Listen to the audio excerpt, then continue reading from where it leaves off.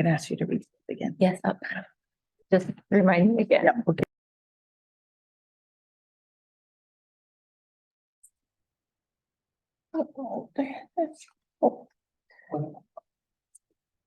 Good morning, everyone.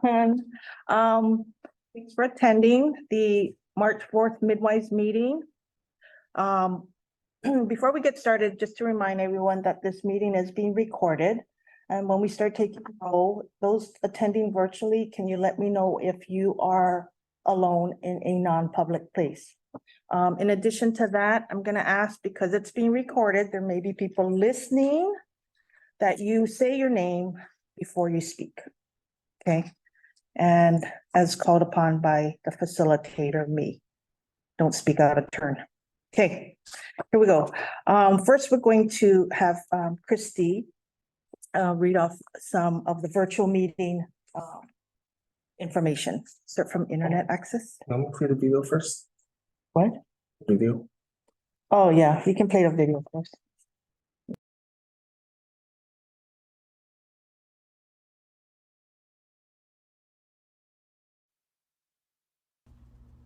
Welcome to the Professional and Vocational Licensing Virtual Board Meeting.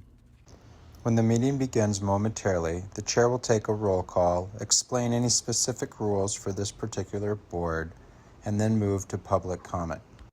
The name of the board member will appear on the bottom left-hand corner of your screen. For instance, this is board member Y, and this is board member E. Public testimony will be accepted at the beginning of the meeting and before each agenda item. You can indicate that you are ready to testify by clicking on the raise hand button being circled by the mouse on your screen now. At the appropriate time, the board will recognize you to speak and ask you to unmute your mic as shown here. Again, public testimony will be accepted at the beginning of the meeting and before each agenda item. Public attendees will not be able to unmute their microphone until recognized by the board. Public attendees who are recognized to testify will be asked to identify themselves by name and their affiliated organization if applicable. Please mute your microphone when you are finished speaking as a courtesy to others and members of the board. Public attendees will not be able to unmute themselves after their testimony is completed unless recognized again after raising their hand. At some point during the meeting, the board may choose to move into executive session. When the board moves into executive session, the board members' microphones and video feeds will be turned off, and a similar screen as you see now will be displayed. When the board returns from executive session, their microphones will be turned on as well as their video cameras. Welcome again to the Professional and Vocational Licensing Virtual Board Meeting. At this time, the chair will call the meeting to order and take a roll call, as well as explain any additional rules that may be specific to this board.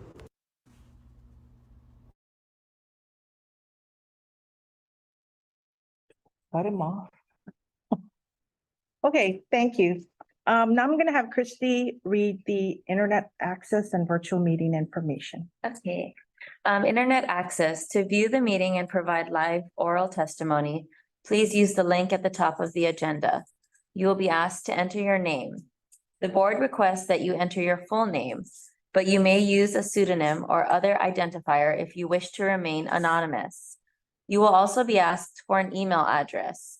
You may fill in this field with any entry in an email format.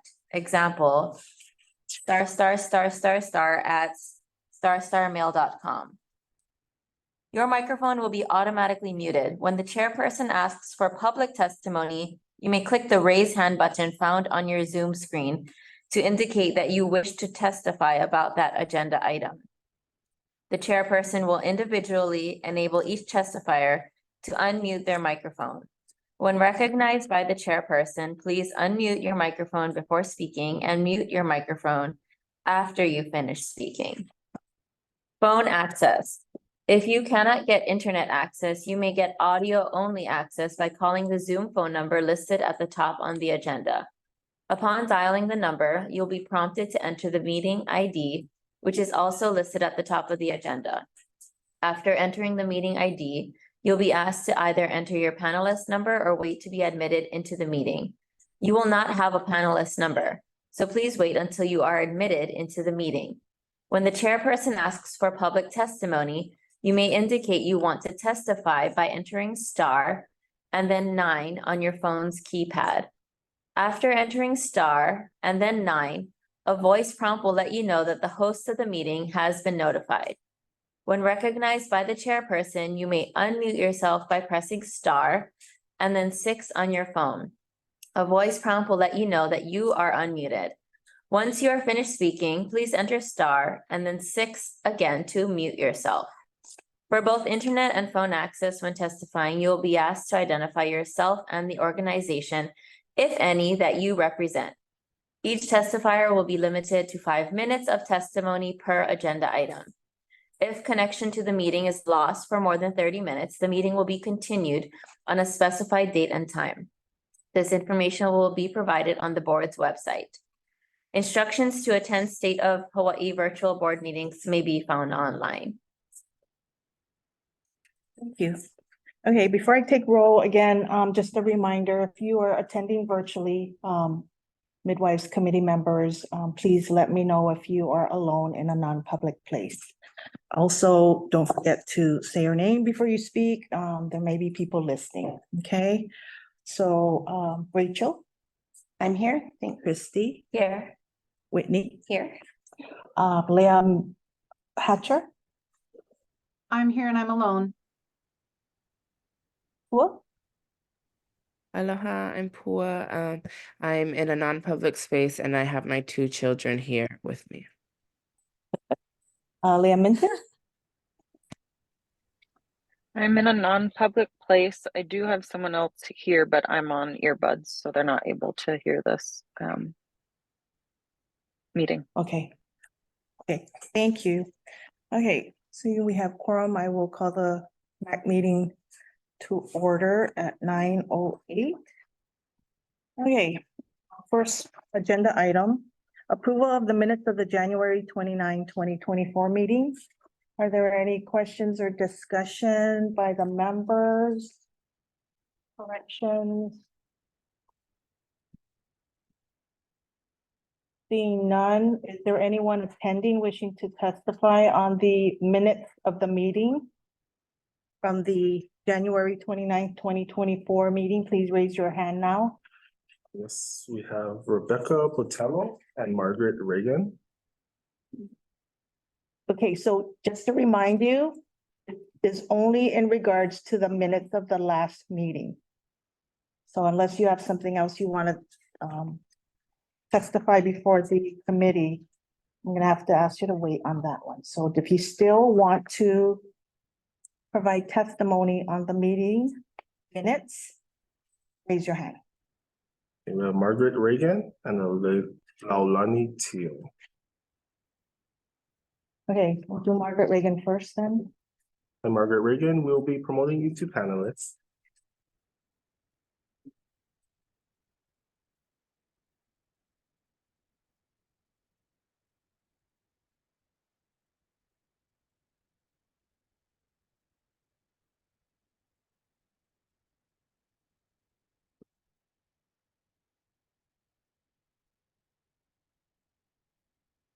Margaret, please unmute your microphone and enable your video. Hi, aloha. Thank you for an opportunity to testify regarding minutes from last meeting. On last meeting's agenda, it was noted that my submissions would have been discussed. We did run out of time, which did not enable us to discuss submissions regarding the CM credential. And I'm hoping to have an opportunity today to be able to speak. I understand there's a lot going on. I just, it's important that the CM doesn't get lost in the mix. Thank you. Thank you. Okay, next is, Laulani Teal. Yep. I will be promoting you to panelists.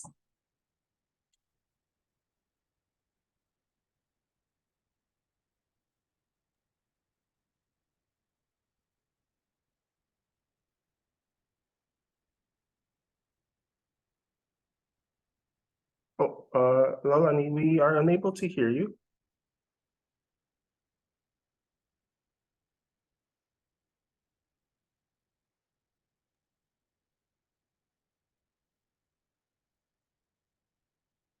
Yeah, sorry, we're still unable to hear you. Is there sound now? Okay. Okay, okay, yes. thank you. So sorry. I would just like to make a request that the draft meeting minutes please be posted prior to, along with the items so that they can be reviewed, because we don't have access to them. So we can't really comment on them because we don't have access. It's important that the public, that these be made available to the public. Mahalo. Hi, Lalani, this is Leanne Tashima, the executive officer. Just to let you know, right after the committee meetings, the recording of the minutes are posted on the midwives webpage for everyone to listen to. And we have to get a hard copy for the committee to review within 30 or 40 days.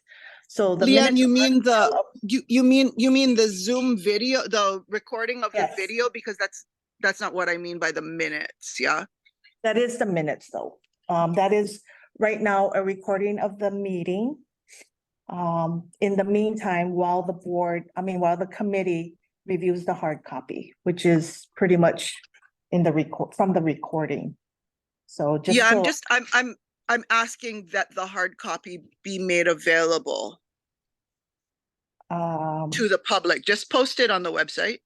Can it be made available before it's approved? it can be a draft.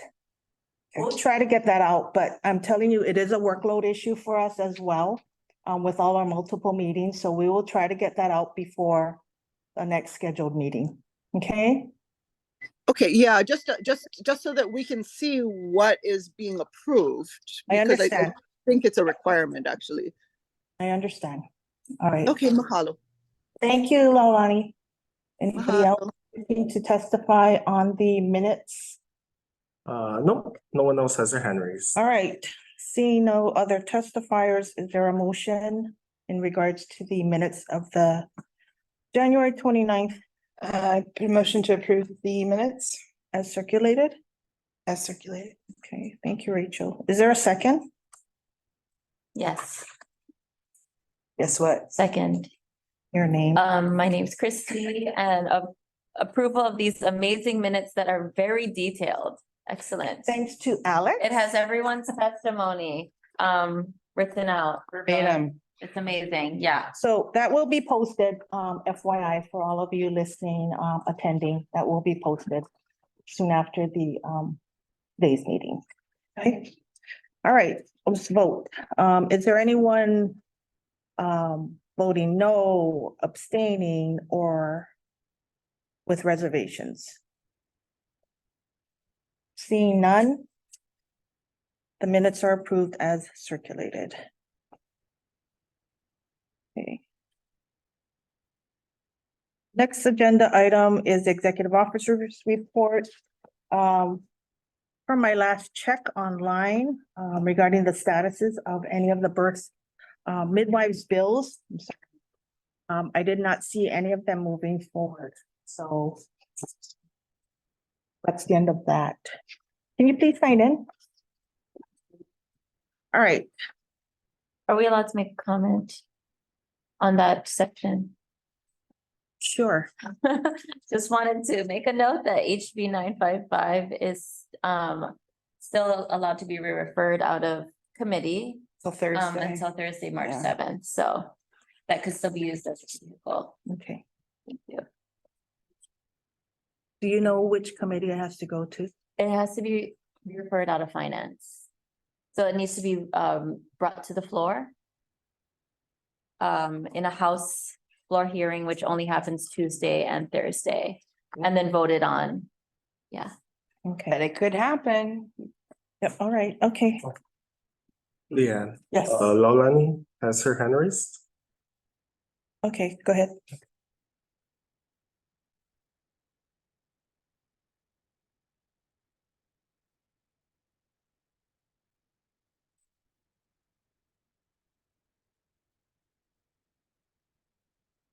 Hi, Laulani, you're still muted. We can't hear you. Laulani, we can't hear you. Laulani. Yoo-hoo. Oh, the kids are waving. Oh, oh my We can't God. hear you, Palani. Laulani. Can't hear you.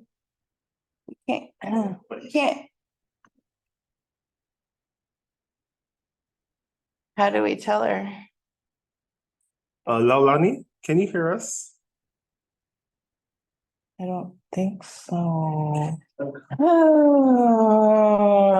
It's okay, she'll look up.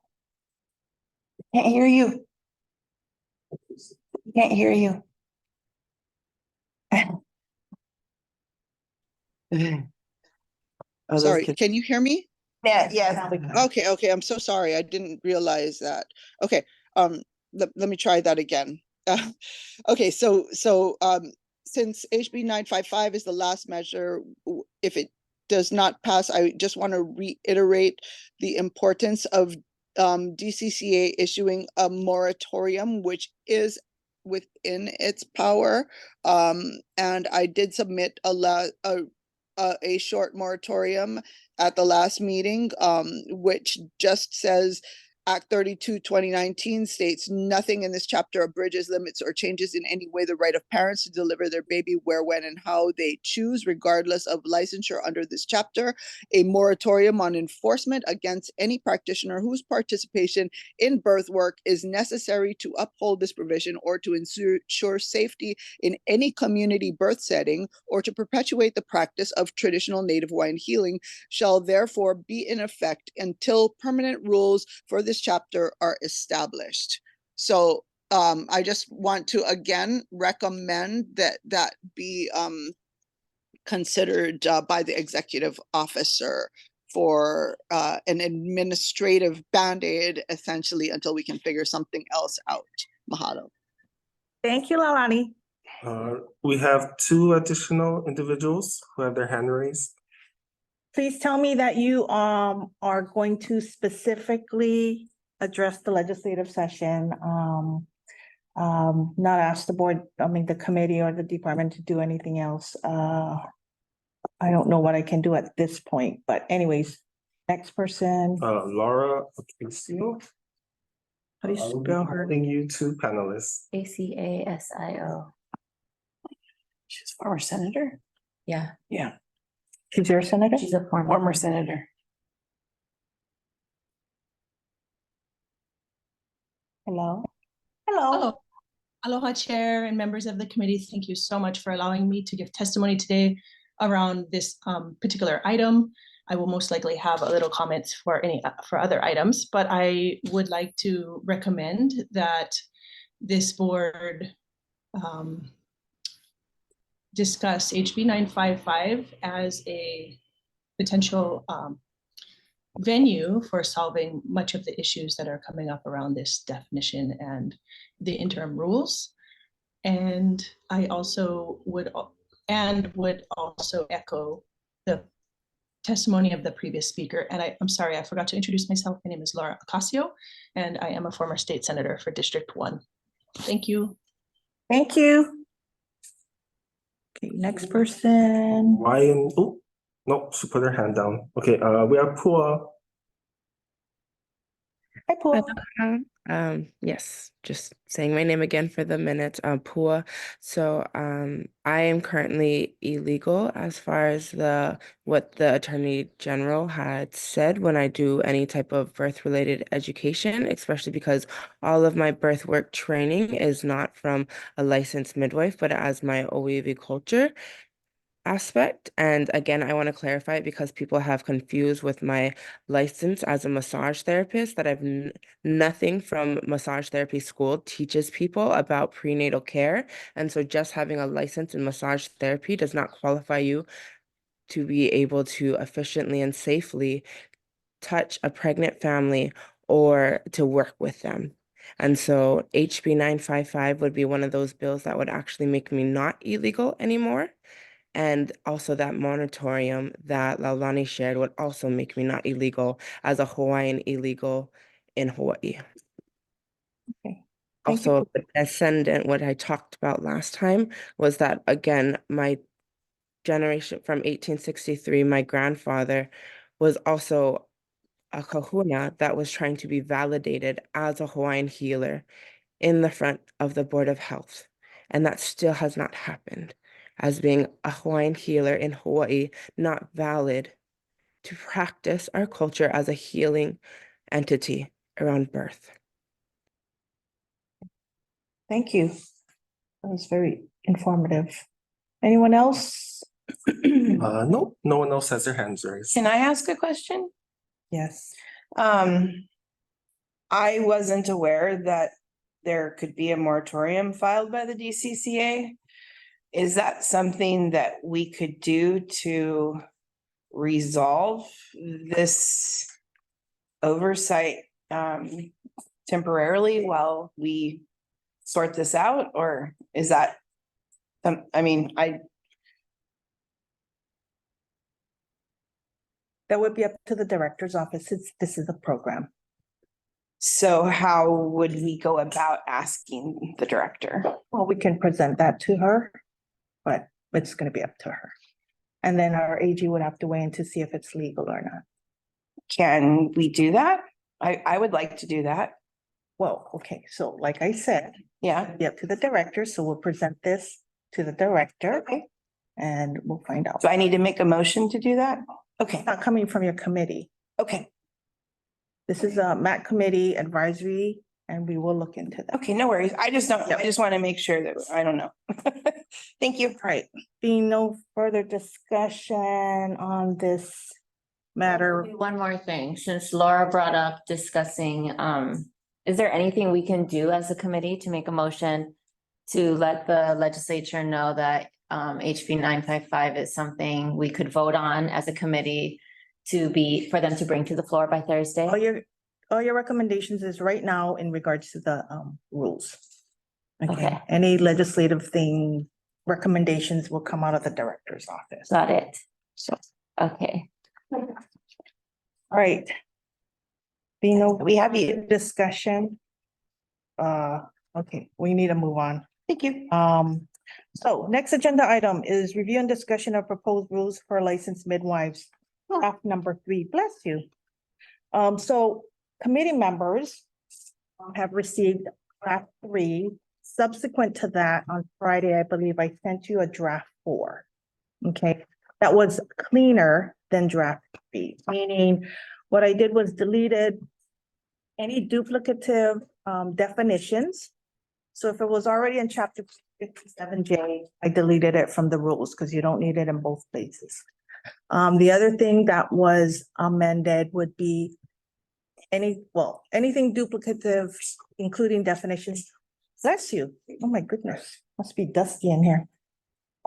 Anything that was duplicative, that means if anything was in 457J, whether it was a definition, anything regarding your scope of practice, prescriptive, what midwives can obtain and administer to their patients.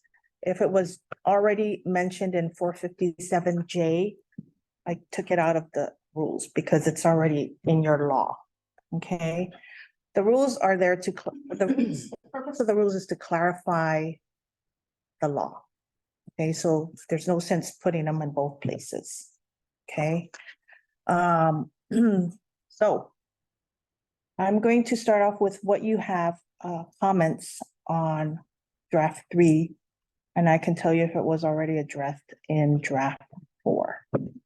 So Rachel, you can go first since you sent us, and I believe I disseminated that, and you guys all received it via the OneDrive as well. Is there testimony for this thing before or Hold after? on, Okay. I will have the committee first discuss your recommendations first, and then I will call on the attendees. Okay, got it. The attendees do not have a draft to review. They will have an opportunity to review the draft that you finalized as part of the public hearing, so they can testify at the public hearing. Okay, Rachel here. I have a few things to say about this. I, for one, don't feel comfortable voting on an incomplete document. I understand that you're trying to make it easy for us, but I think that you're trying to make it easy for us has made it more complicated and less clear on what exactly is in and not in the rule. I would like to see all of the I would like to see a document like draft 4. I'm really unhappy with in so many ways. So if we go through, I went through and compared a line by line of drafts 3 and 4. And there's more changes than it meets the eye. They're under scope of practice, all of the mentions, scope of practice on draft 3. I went ahead and numbered my pages to make it easy for me to be able to figure it out. But we'll get to the scope of, well, if we just start with definitions, because draft 4, the definitions are different than draft 3. So let's go in order of draft, because draft 4 has different things than draft 3. So you've taken out midwife assistant, which is absolutely not cool, because both Whitney and I at last meeting said that we use these people. And you've taken out midwife technical supportive services. And I understand that you've said that we don't have the statutory authority to make this work, but I disagree. And I've read the laws and I did a lot of research on it, and I don't believe that. And this definition of midwifery in draft 4 is not a definition. It's a run-on sentence that makes absolutely no sense whatsoever. It's defining what midwifery isn't. It's not a definition of what midwifery is. Okay, so that's definition. That's my comment on the draft 4 definitions. Now, if we go to, if we keep going, we go to on draft 4 under renewal and restoration of license, section C. Illegal practitioner, what does that mean? That's new. That's new language to this draft, to all drafts.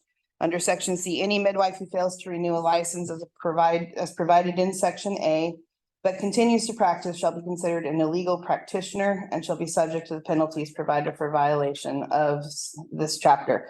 That's just new language, so I'd like to clarify what exactly that means, what the state is saying there. That's in draft 4 again. So then if we move to 16-21, 121-5 scope of practice, on draft 3, it says in paragraph 2, practice as a licensed midwife includes but is not limited to observation, assessment, development, implementation, and evaluation of a plan of care, health counseling, supervision has been removed. The word supervision has been removed from draft 4. And teaching of other personnel. If you keep following down, and teaching of individuals, families, and groups, provision of midwifery services via telehealth administration, supervision of a student midwife is the change. Coordination and delegation has been removed. So what they're doing is they've taken away a midwife assistant. They've taken away my ability to supervise and delegate.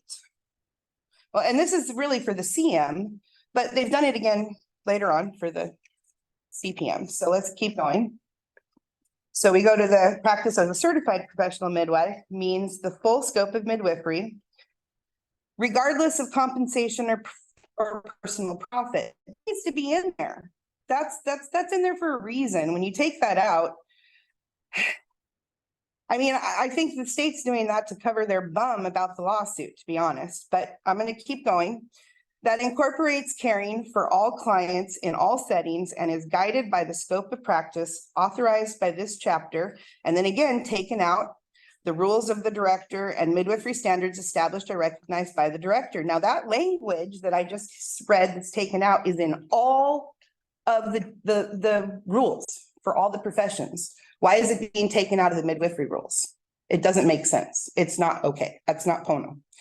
So if we keep going, advanced assessment and the diagnosis. Now you've taken out and the diagnosis. So now I'm no longer able to diagnose my clients. Now I understand prescriptions taken out. That's already been taken out. Selection and administration of therapeutic measures, including over-the-counter drugs, legend drugs, and the provision of expedited partner therapy.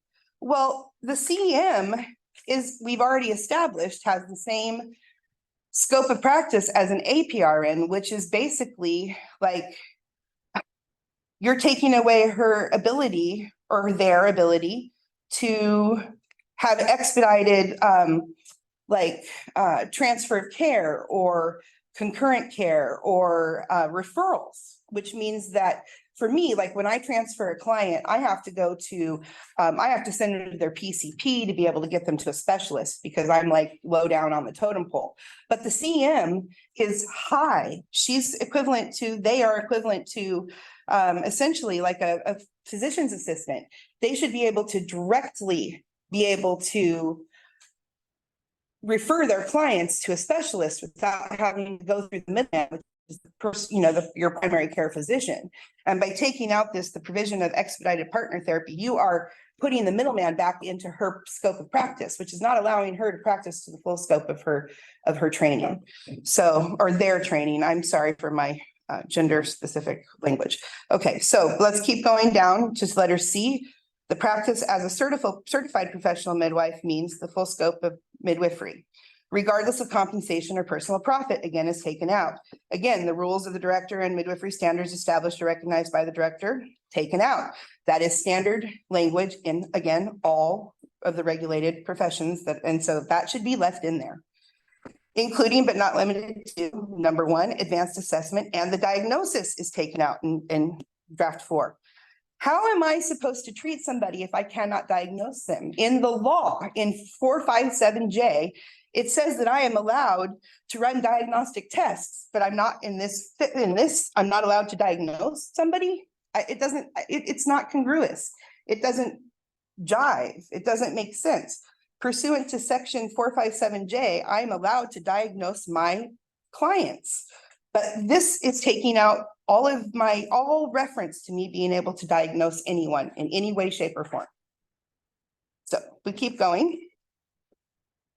We go to what would be page 13 or page 9 if you're on draft 4. We go down to number 4. It says ordering on draft 3. It says ordering, interpreting, and performing diagnostic, screening, and therapeutic examinations, tests, and procedures. Again, on draft 4, the word diagnostic has been removed. Number 5 is just eliminated and it goes straight to initiating and maintaining accurate records.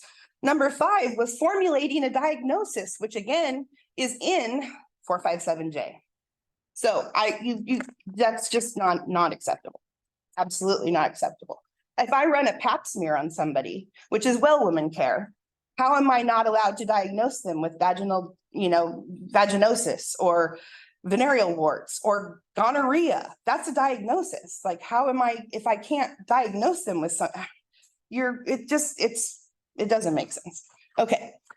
So, if we go to page 14 or 10, I want to understand better what the state is talking about when it says chart reviews under section 13, which I don't even see it on. It's 11. 11 on thank you, Whitney, on draft 4. I want to understand what chart reviews are before I vote on it, because I don't understand what chart reviews are. Do doctors do chart reviews? That seems like a HIPAA violation. What is a chart review? I understand peer review. I understand statistical data collection. I understand outcome collection. But why do you need to look at my charts? That seems very interesting to me. So I want to know like what that means and why. What is that? What does that look like? What does the state define chart review for me? We move on to page 13 on draft 3. If we go down to number 4, it says ordering. Oh, I did that. I'm sorry. Pardon me. I went backwards. It's kind of interesting because anyway. So then care provided by licensed midwives 16-121.6. So under number A, again, a licensed midwife shall continually assess the appropriateness of the planned location of birth and shall refer to the American College of Nurse Midwives Clinical Bulletin. Certified professional midwives are not certified nurse midwives. We are not bound to their clinical bulletins. No, just like we're not bound to the ACOG bulletins.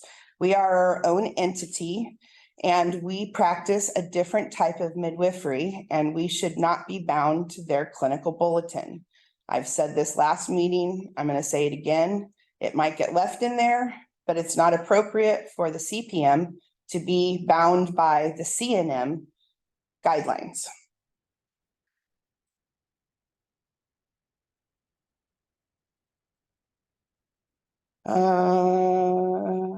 Let's see. So then I had a question because it says that nobody has prescriptive rights under this chapter.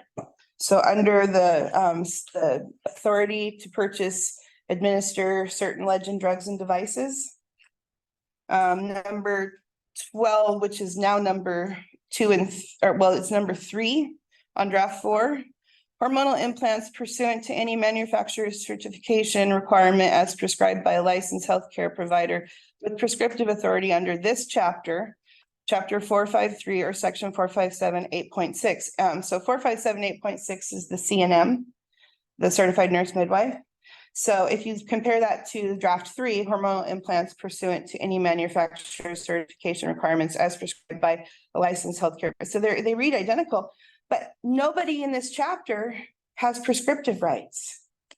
So you've given us the ability to have hormonal implants, but you've not given us the authority to use them. So I'm confused how we're able to use them, but we're not allowed to use them.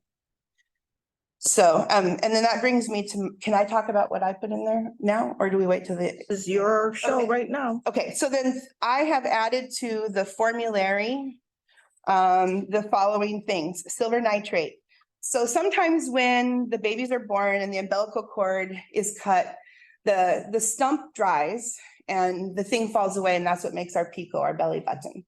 And sometimes the belly button doesn't pull away right, and you get this thing called a granuloma. And right now, I have to advise my clients to pack their child's umbilical stump with salt, table salt, like the kind you put on your food, because I don't have access to silver nitrate Q-tips.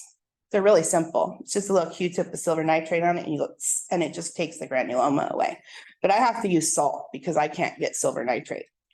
I am very rural on the Big Island. A lot of my clients have catchment water and they live on farms in rural communities and they get worms. They get pinworms. If you've never had them, it's really bad. It's really bad. But when a woman who's pregnant or her children get pinworms, and I don't treat the children, but I treat the moms, and a woman with worms gets malnourished in pregnancy because her body is being taxed by the pregnancy and also by parasites. And the World Health Organization actually says that this is on our list of formulary.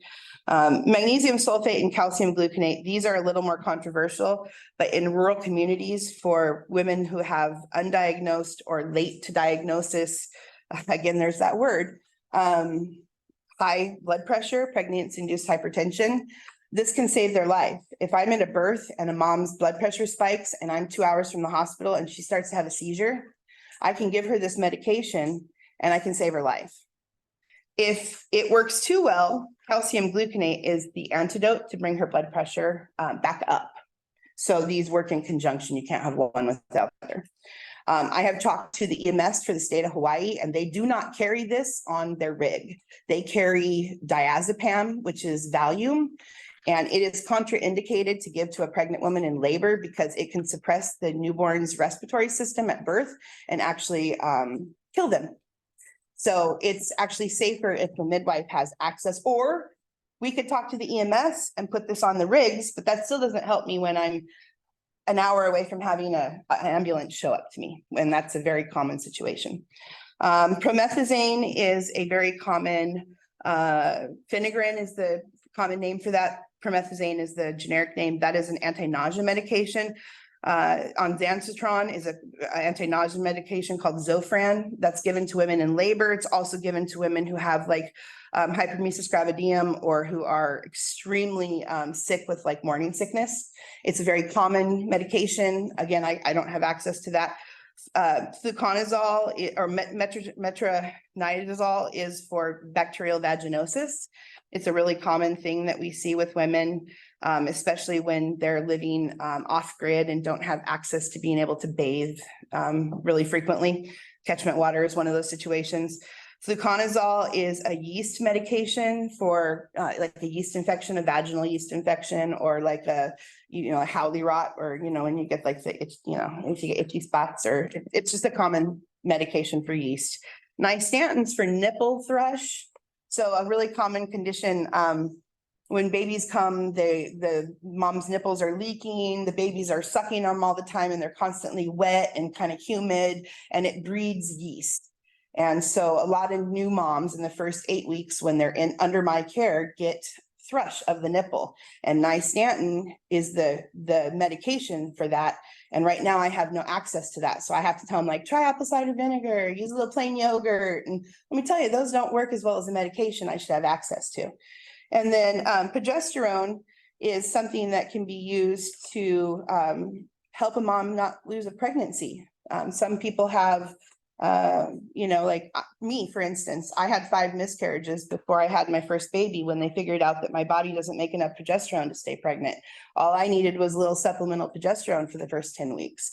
Estradiol and testosterone, again, like I am able to do preconception counseling, and in preconception counseling, we check hormones. I have the ability and the knowledge and the training to balance someone's hormones, but I'm not allowed to use the hormones to balance them. So I'm like, okay, so you get dilescleria from wild Mexican yam, and so I have to go to like, and everybody says, oh, midwives, they're all like hippy dippy, and they're like, all using plants and herbs and stuff, because we don't have any other choices. We've had our hands tied, we have to use the apple cider vinegar and the plain yogurt because we don't have prescriptive rights. We don't have access to the medications we need. And so that's my argument for having those on our scope.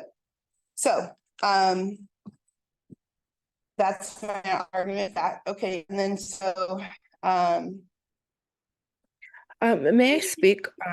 It's really relevant to what is Rachel saying. I think, yeah, go ahead. I'm happy to share my time, and I think I'm pretty much done. So go ahead. Thank you, Rachel. I really appreciate your thoroughness. And as you are going through every single element that you are plagued with as a rural community person, from the umbilical cord to the worms in the stomach to the yeast on the nipples, and all the remedies that you are using in Hawaiian culture, all of those ones are ones that are listed in Hawaiian plant medicine. And so again, this and I want to say that Hawaiian culture and Hawaiian medicine would be really useful in everything that Rachel just said, of all the things that she needs. If she can't even get her medications as a clinical midwife with these medications, and she can't even get them in Hawaii from Hawaiian education and Hawaiian medicine. And so this things that Rachel has gone through, and then also have I described that I currently am illegal as a Hawaiian practitioner in Hawaii. It's brought up a lot of historical cultural trauma. And so I'm curious if anybody in this committee is capable to have the skill sets to address this trauma that I'm experienced from this process of licensure that, again, I've stated that is 6 generations old in my family. Is there anyone that has the skill sets that is able to address any of this? Leah Minton, do you have any of that?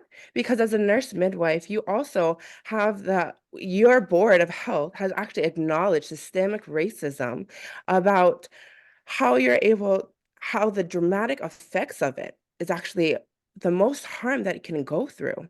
As a nurse midwife, they've actually acknowledged that the level of I'm on one of the nurse midwives where they have the Truth and Reconciliation Resolution from the American College of Nurse Midwifery, where they state systemic racism is amongst the greatest long-term threats to our nation, the profession of midwifery, and the people we serve.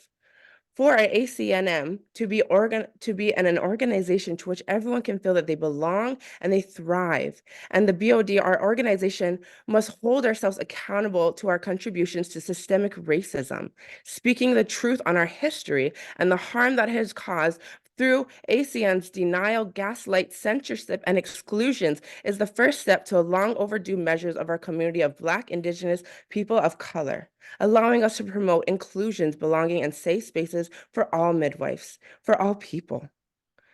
And again, it's coming up. So Leah, as a nurse midwife, that this is actually your board of health. Do you have any of these skills to address this, that it's coming from your training? Okay, you know what, We can't, I know that's not the appropriate time. Rachel, hold on. Okay, thank you, Pua. I'm gonna ask, May I close that as an illegal Hawaiian in Hawaii, that all of my training actually has this. And because I'm a Hawaiian health professional, that I do have the skill sets to acknowledge all of this trauma that has happened up for not only myself, but for my community. And that is the number one thing that I actually work with, is Okay. the amount of trauma that is inflicted on these processes and the people that are involved with it that are on my community. That's Two it. more comments. I think that it says gross immorality. I want to know who's, Can you Go hold ahead. on for a second? yeah, go ahead. Go ahead. I just want to address why I don't feel that it is right now appropriate for Leah to respond to Pua's question. We are talking about these rules, and I understand the underlying effect it will have. So I'm trying to stay focused on what's on the agenda at this point. Pua, I do consider your comments, I'm not taking it lightly. I do seriously consider your comments. Okay, I just want you to know that, and it's gonna be in the minutes. So, I just have two more things to say. Under 116-121-10, number 3 on draft 3, it says gross immorality. That's just, you just can't say gross immorality. Whose morals are we talking about? Are we talking about the fundamentalist Christians? Are we talking about the Amish? Are we talking about the agnostics? Are we talking about, I mean, whose morals? Based on whose morals? Gross immorality is not acceptable in this day and age, because that's just, we can't define that. And then I would like to see the parents' rights put back in. And I'm done. Thank you for my time. all right. Let me, Sorry, I have one more thing that is super relevant to this moment. say your name first, please. This is Pua again. And Yeah. so Governor Josh Green also made the state of Hawaii a trauma-informed care. And so I just wanted to say this is a really great example of where that would be really helpful if there was people that were qualified, especially in the Hawaiian community, that are in the room that have this training to offer people. Thank you. And thank you, Governor Josh Green, for making us a trauma-informed state. Yep. Thank you. All right. Before we move to the next person, I'm gonna try to address Rachel's concerns. Okay. So. we see that it is diagnostic, was it referred to diagnostic being removed from your rules everywhere. And according to the scope of practice in 457J, midwifery means the provision of one or more of the following services: assessment, monitoring, and care during pregnancy, labor, childbirth, postpartum and interconception periods, and for newborns, including ordering and interpreting screenings and diagnostic tests. Correct. So I acknowledge that part, and I will consult with your AG to see if we can put that in based on this definition. Thank you. Supervision, This is Sherry. Do you want me to chime in now, or do you want to discuss later? you're okay with, yeah, fine, now it's fine, actually. Okay, so I understand the reference to J-2, and I read that as ordering and interpreting screening and diagnostic tests. And just for context and background, diagnosis and diagnosing, the verb diagnosing, is a term of art and used by physicians. And so that is in their HRS chapter. And even nurses, for example, are not allowed to diagnose or do that verb, make a diagnosis noun. So I understand you're saying, well, they can order and interpret diagnostic tests, and sure, that's in your HRS chapter 457J, and I'm fine with them interpreting diagnostic tests, but I do have a problem with inserting in the HAR, making a diagnosis or to diagnose. So those are terms of art. If we can stick with the 457J-2, interpreting diagnostic tests, you're fine. With regards to screening, supervision, that's number 2 in midwifery in J2, supervising the conduct of labor and childbirth. I do not interpret that to mean is supervising other third-party unlicensed personnel. I believe that refers to conduct of labor and childbirth, which happens between mom and the midwife. So unlicensed personnel, I do not think is authorized in J-2. So those are my 2 comments for now. May I speak to that? Sure. So you think it's safer, or not you personally, but it's not safer for a midwife to work alone. We need an assistant. We need help. We need a second pair of hands. We need to have somebody to work with us. And if minutes from last minute meeting, and that may be the practical, what happens in reality, but I'm sorry for just reading the 4 letters, the 4 corners of 457J. It has no reference to assistant or other support personnel.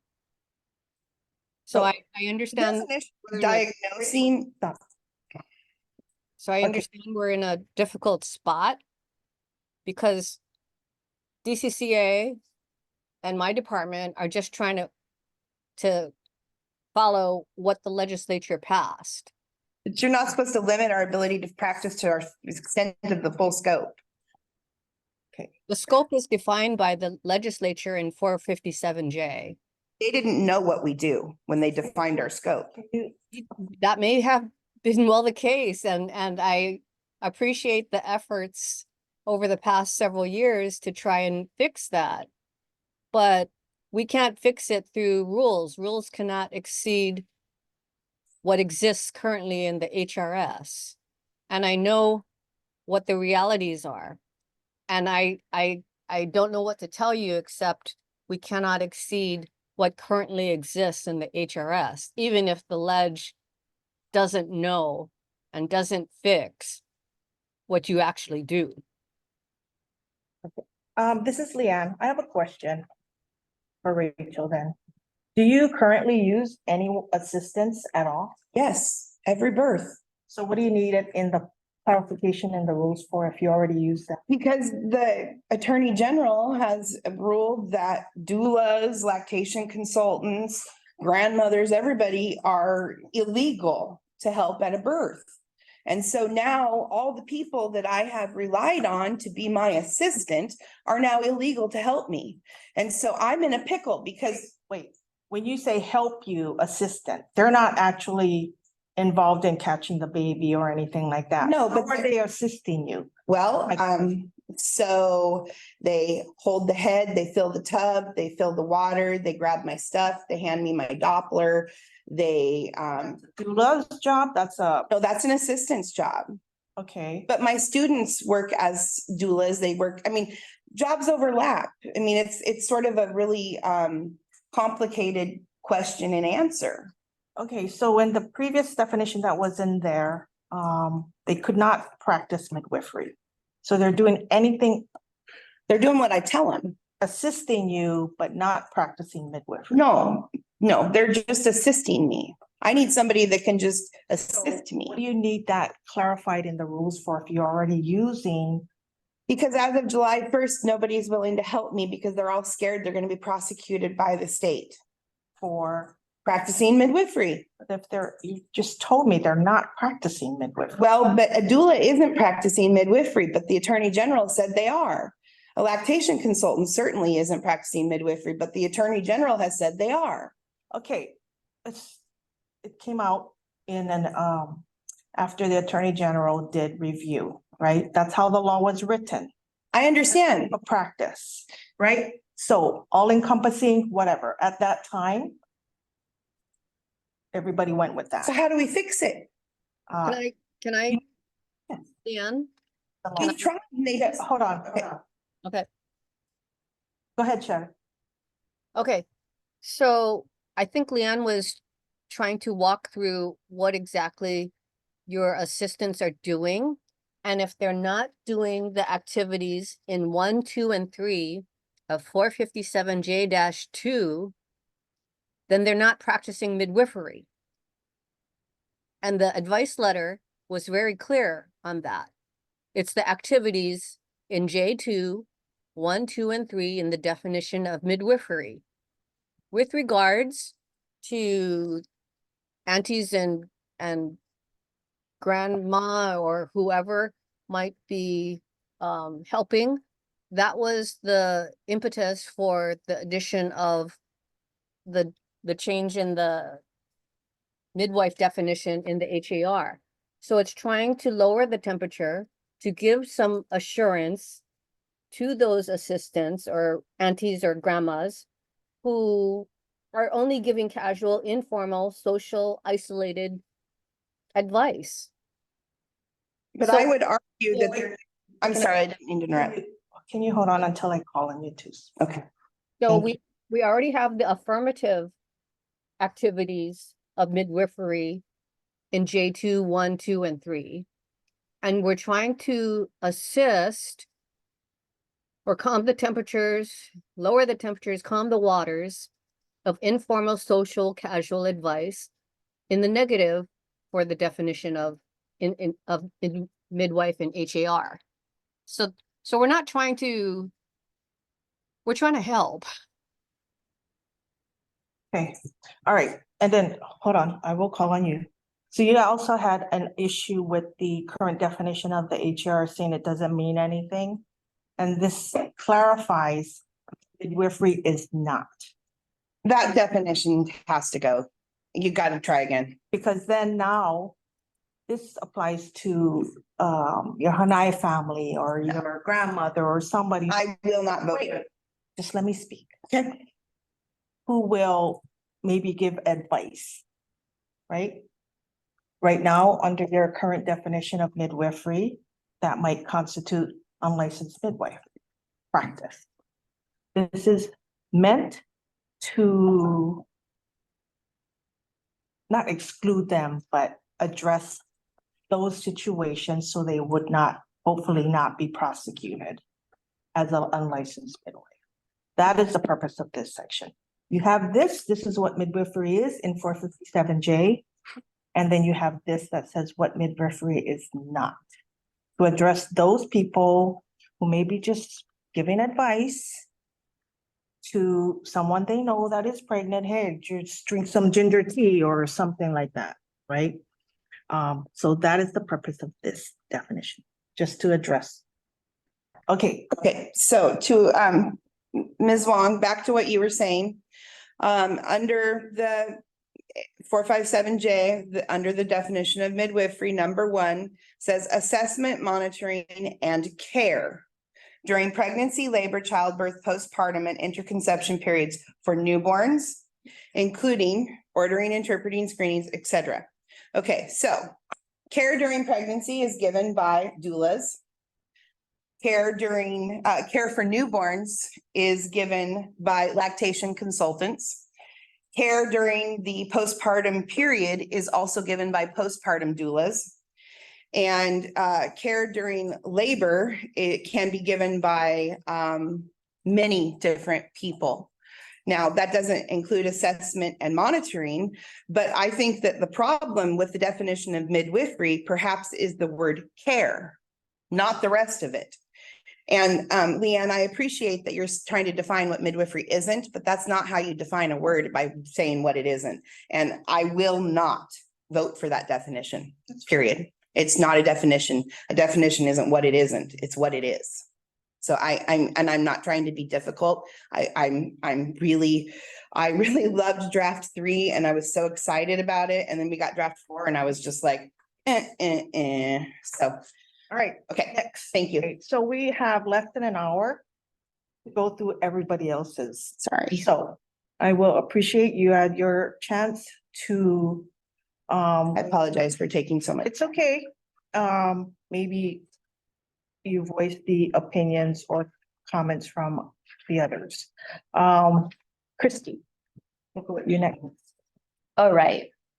Well, I'm gonna start with, I will start with the midwifery definition, unless I'd also have to say I will vote no against this definition that's presented in draft 4 compared to draft 3. Do you want me to explain why? That would be good. Okay, here we go. Okay, so just based on a few of my understandings of things that have been said previously, that, you know, we just cannot narrow this definition of midwifery. An email on draft 3 said that unfortunately we cannot add in any more exemptions. And although this is not meant, this is like not an exclusion, it still is exempting certain types of interactions and things that are associated with the activity that is defined in midwifery J2 as just being unfortunately a blanket statement of what needs a license or an exemption for. So, and then at our last meeting, it was discussed, you had shared that all created rules must adhere to the underlying law. HRS 457J admin rules can be used to clarify the statute, right? But the rules cannot create anything new that doesn't already exist in the statute. And let me just read this because I know that the community has not had access to this. And I was going over past meetings, and when Miss Sherry Wong was going over like the sunshine law, and last night I was reading all of this and realizing that I believe they're supposed to have access if it's all the board packet. I don't know. But the public is supposed to at least have access to come somewhere to see these documents, even if it's not posted online. And also I'm just curious if we are covered by the sunshine law, because it says in here, but I didn't know because we're doing interim rules, if there's rules that apply to these rules that we don't have to adhere to.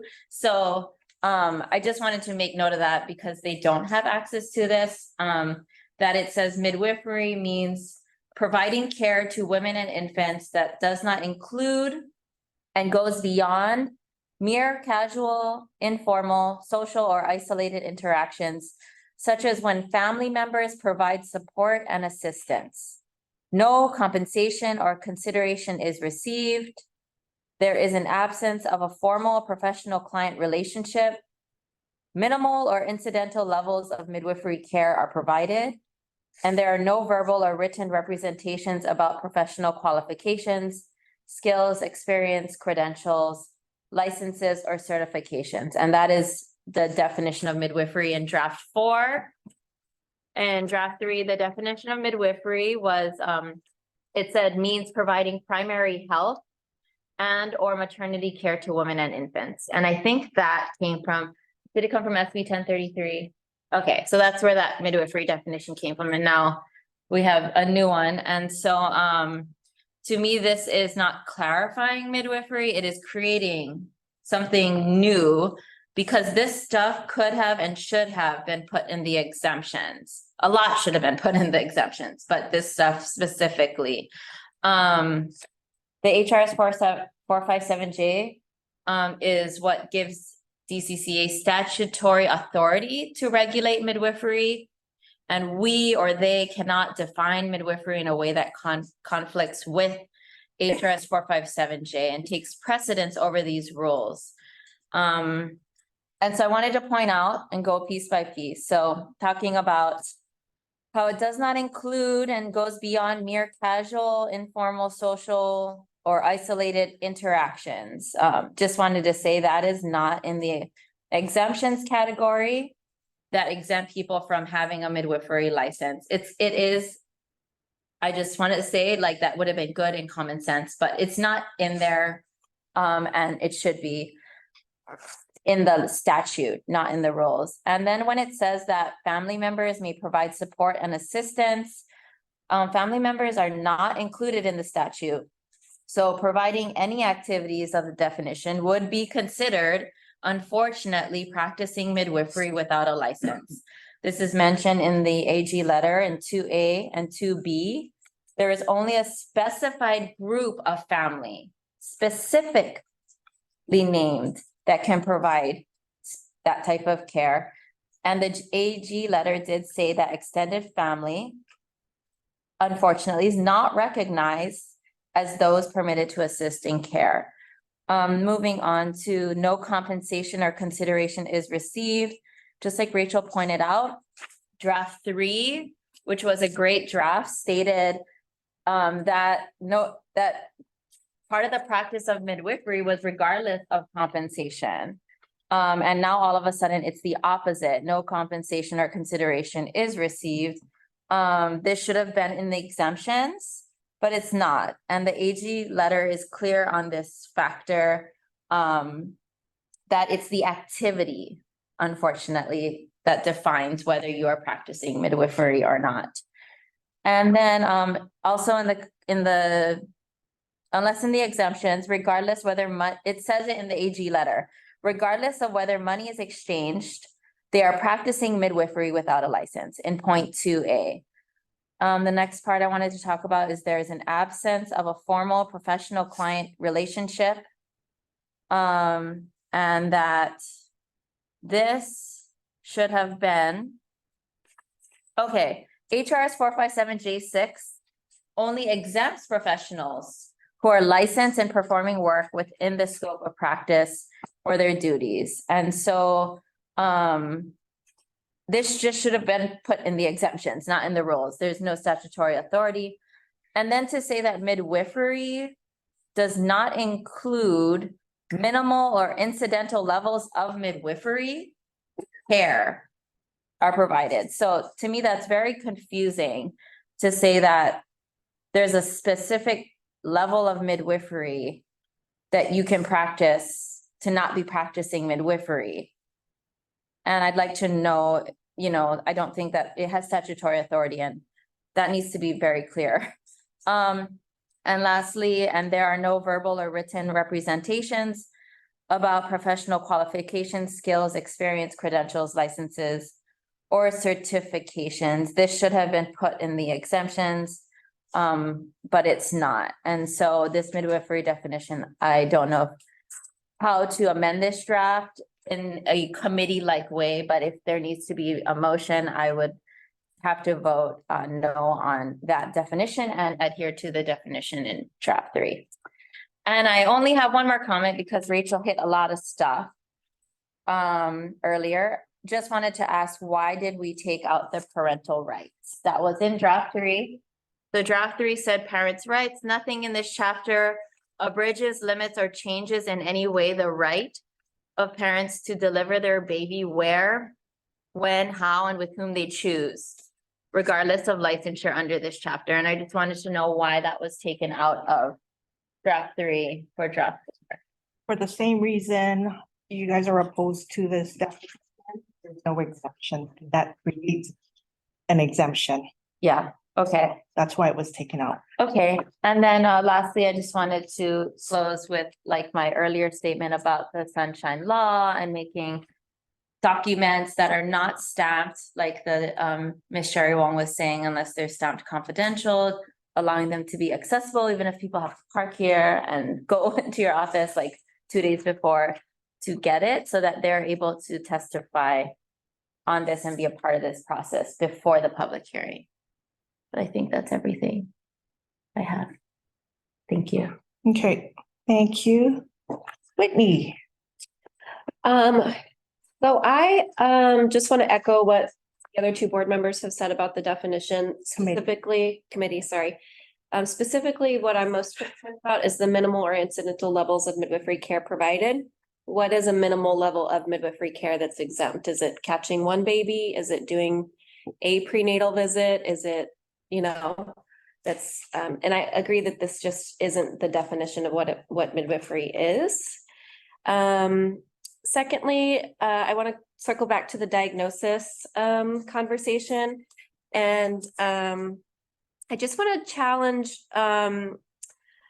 Ms. Wong about whether or not we are allowed the ability to diagnose. I understand that nurses don't make a diagnosis, but that's because they're not autonomous providers.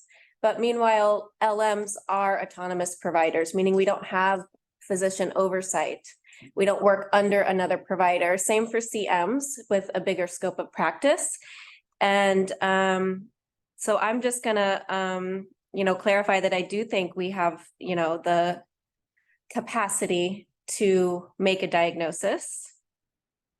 And then I'm going to echo again, the ACNM bulletin on the midwifery provision of home birth services. Again, we're LMs, we don't work under ACNM or answer to them. And also back to the formulary. Mag sulfate is a life-saving medication. I think that anybody doing rural maternal health care should have access to it. Nitrous oxide is a very high benefit medication with very low risk in an out-of-hospital setting. And then my last concern is about the section that we've taken out the ability for licensed midwives to have employees, support personnel, or students who aren't enrolled in a MEEC program. That's a big concern for me because all of my assistants are not licensed, and it's very difficult in a rural healthcare setting to get several licensed midwives at one birth, and we all need support. And so I'm experiencing the same thing Rachel's experiencing, where I don't have people who are willing to assist me at births right now because they're fearful. So can I ask what your assistants used to do for you? Sure, yes. Same kind of stuff, set up, breakdown. I might have them check a blood pressure, listen to fetal heart tones, charting, that kind of stuff. Support an NRP. NRP, yeah, they do provide NRP. Everybody who attends births with me is trained in NRP and Me too. CPR. Mine too. Okay, hold on. Neonatal resuscitation. Okay, and CPR. Okay. So in emergencies, they would definitely be providing hands-on healthcare. Absolutely. Yeah. All right, And that's everything. Thank you. thank you. All right, we'll go with Leah Hatcher.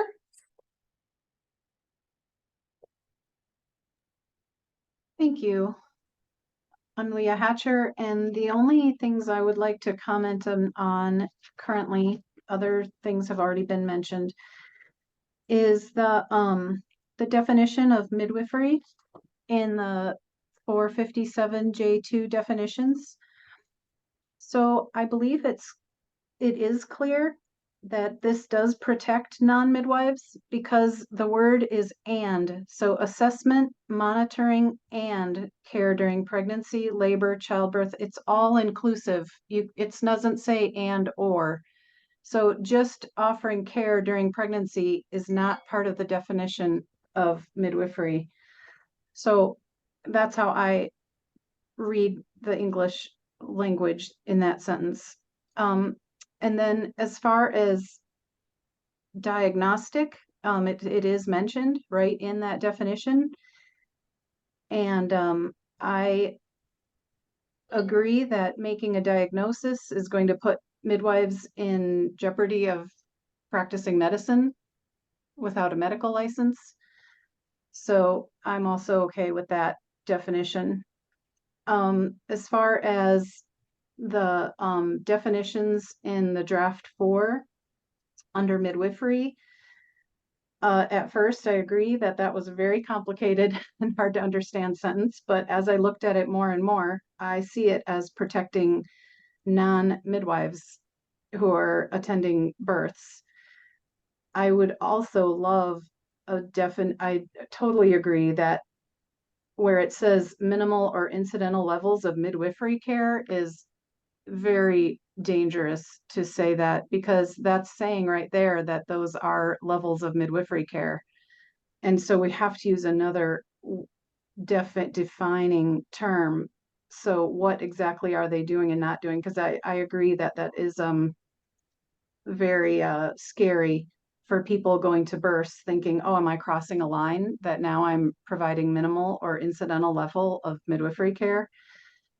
So I feel like, but I do feel that that definition in general that's highlighted, it's all that one sentence does protect non-midwives. And I feel that by omitting birth assistance from this draft, it protects midwives from being accused of supervising people at the birth who are loosely associated, like friends and family at the birth who are helping. We all know this happens all the time. There's a sister or a cousin who's interested in midwifery and they want to be at the birth and they want to help. But if you put the midwife in charge of supervising that, if according to the law, anyone at the birth, the midwife is supervising them, that is very precarious for who all that midwife is supervising.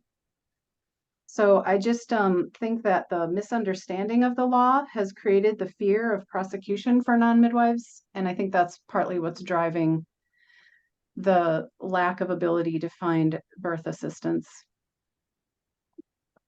I think that's all I want to say at this point. Thank you. Thank you, Leah. Okay, cool. Oh, can we say something? It'll be short. I prefer that everybody have a chance to present before we run out of time. Okay. Okay, I would not appreciate, everybody is entitled to their opinion. Yes. Okay, Yeah. so. I just wanted to point out something in the law about care that's clear. Okay, so you will get an opportunity, but I need everybody to just respect each other's comments and recommendations and do not make any faces or sounds. We're all professionals here, so respect. Okay, I'm going to go with Kua now. So the thing about, I have 2 points, sorry, that I just want to clarify. And so, in the definition of what we were just talking about was that it's not and or, but it is underlined and written that it's the provision of one or more. And so that we're being really specific about words and languages that are used.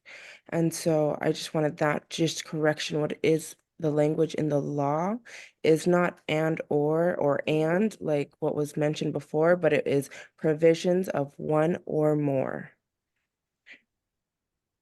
And so, and then, may I ask Miss Sherry Wong, may I ask you a question that is regarded to the Attorney General a lot since you are here, and I just have one point that I just would like to make clear. Well, why don't you ask your question and we'll see if she can answer that in an open session. Okay, so in a town hall meeting, Speaker Psyche on February 21st, he said and I'll just briefly paraphrase that the AG letter is just an opinion. And so is that common for a legislator to discredit the AG letter? Or the AG work? Because from my understanding, and I'm sorry if I don't have this correct, I thought the job of the Attorney General was to interpretate the law, and that's what helps legislators inform their decision around the law. Is that correct or is that not correct? That is correct, but the full backstory is that there's many different levels of opinions and advice, and it can vary from verbal or to written advice, and verbal advice, for example, is what we give at board meetings.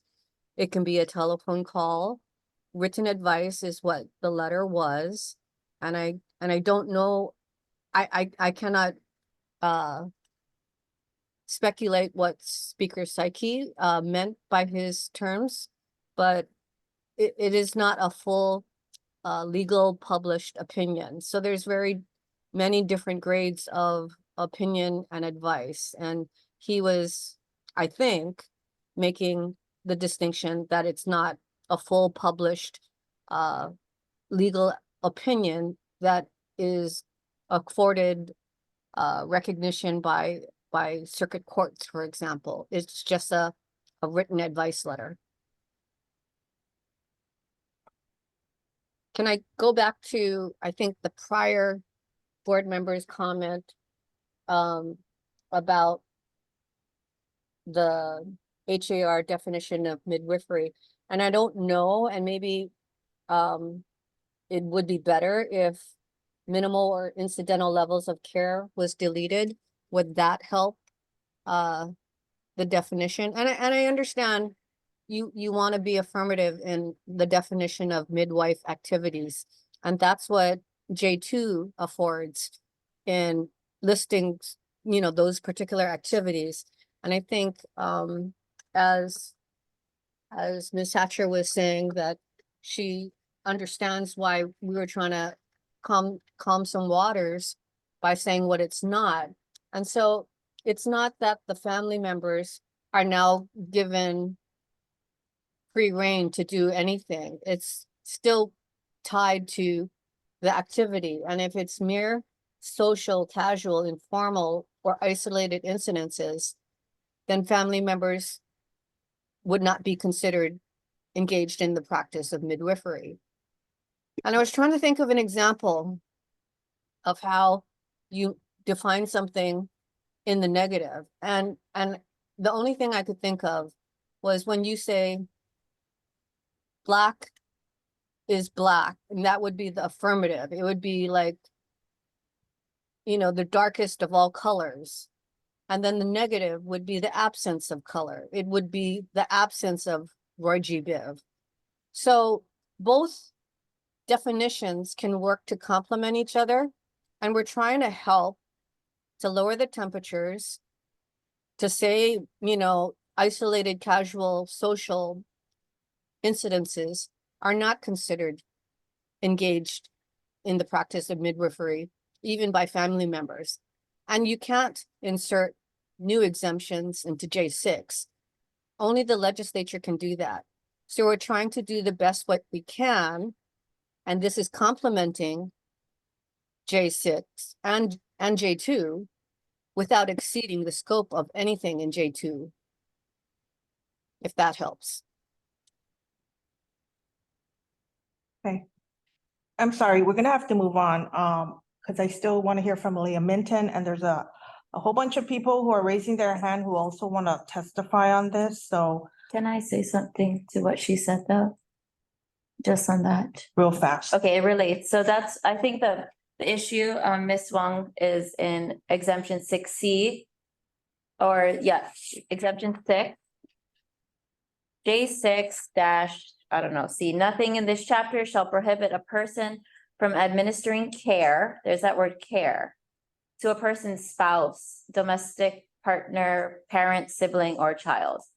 It's pretty narrow right there on who can administer within the family, that type of care. So that's why I feel uncomfortable with the midwifery definition. All right. Expanding. Thank you. All right, Leah Minton?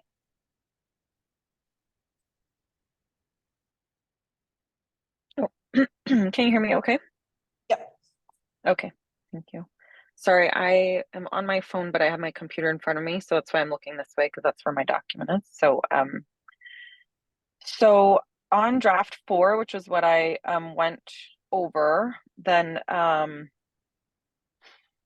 I had put in, I won't spend time going over some of just the edits that I had recommended in there that are just related probably to language, but a couple items I just wanted to briefly touch on. In the renewal restoration of license, I just I guess my understanding is they would also need on B, excuse me, which is on page 6, failure to renew a license shall result in forfeiture of that license, right? And then forfeited licenses may be restored within 1 year of the forfeiture date upon payment of renewal and restoration fees.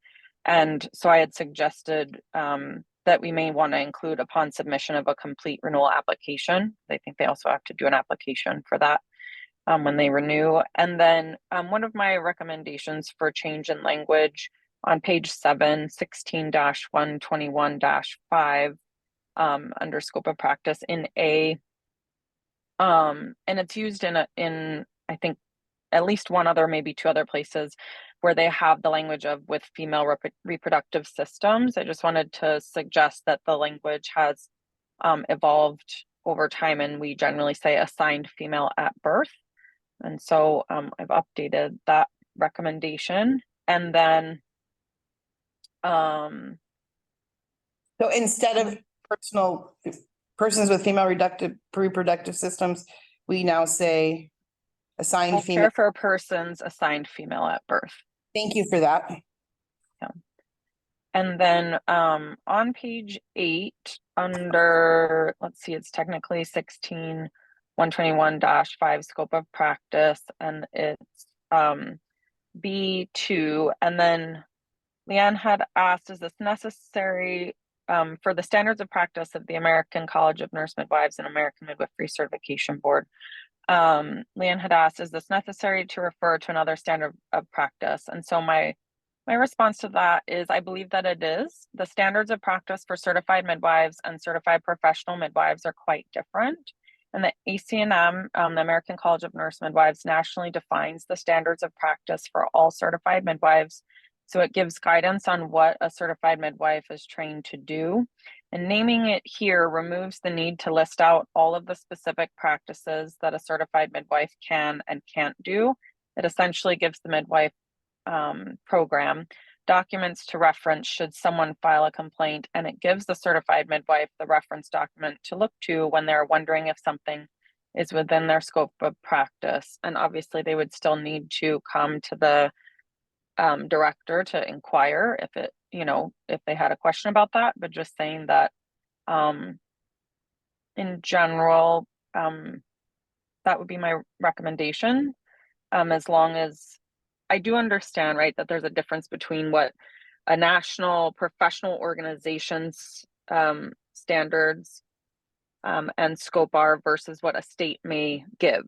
So a state is not required to give full scope practice of all professionals. That is defined by what the legislators write into law. And at the same time, that within the scope that is provided within the state, that in general, I do think looking to the standards for that profession is important, and happy to chat more about that. And then let's see, down on page 9, which is still under 16-121-5. This is letter D, number 4. And I think here, Leanne had asked, ordering, interpreting, and performing screening and therapeutic examinations, tests, and procedures. And then Leanne had asked, is this taught in midwifery school? And so I am sharing that certified midwives and certified professional midwives are taught to do newborn metabolic screening and can also perform newborn hearing screening as examples. And I think the word and could be replaced with and/or. And that I kind of said how to change it, but I think that the sentence would be ordering, interpreting, and performing, no comma there, screening, or excuse me, ordering, interpreting, and or performing screening and comma and therapeutic examinations, tests, and procedures. But I may be misreading the sentence a little bit. So anyway, I had a comment about that. And then for the next page on, so that was number 4. So number 7 on page 10, where it says serving as a consultant and resource of advanced clinical knowledge and skills to those involved directly or indirectly in client care. I recommended removing the word advanced and using the word midwifery, because I don't know what advanced clinical knowledge specifically means in relation to the midwife, especially in relation to who they may be consulting. And then I have also on page 10, letter E, in that last part where it says recognize limits of the licensed midwife's knowledge and experience and plan for the management of situations that exceed the scope of authorized practice. Then I just was kind of clarifying if the department then is just referring to what may be listed directly in this within the admin rules and the statute. And I mean that in the sense because certified professional midwives define their own individual scope of practice.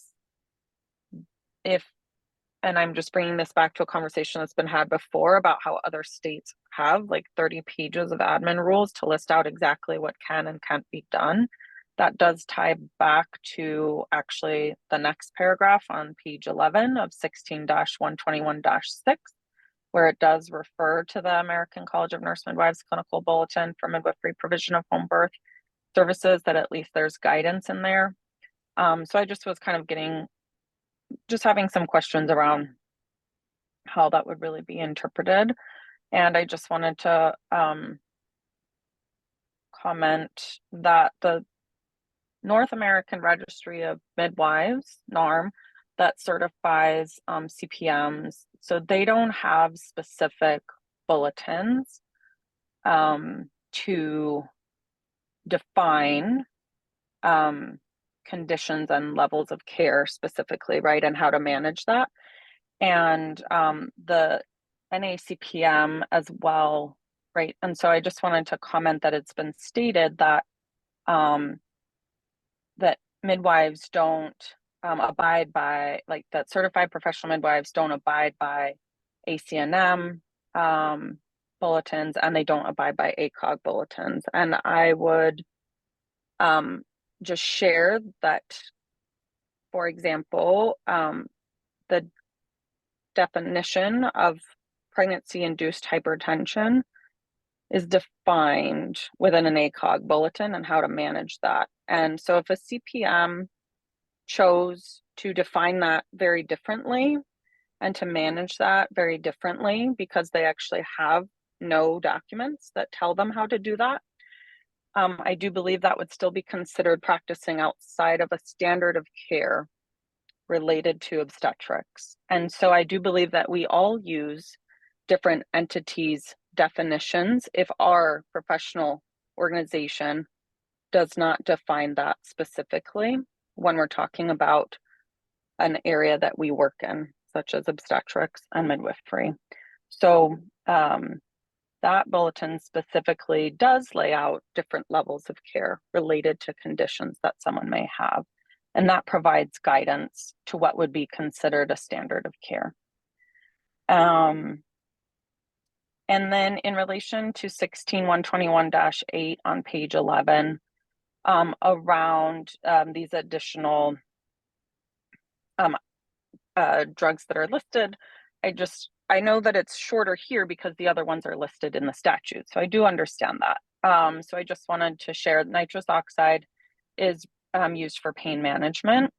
Non-hormonal contraceptives are things that are within training by certified midwives and certified professional midwives.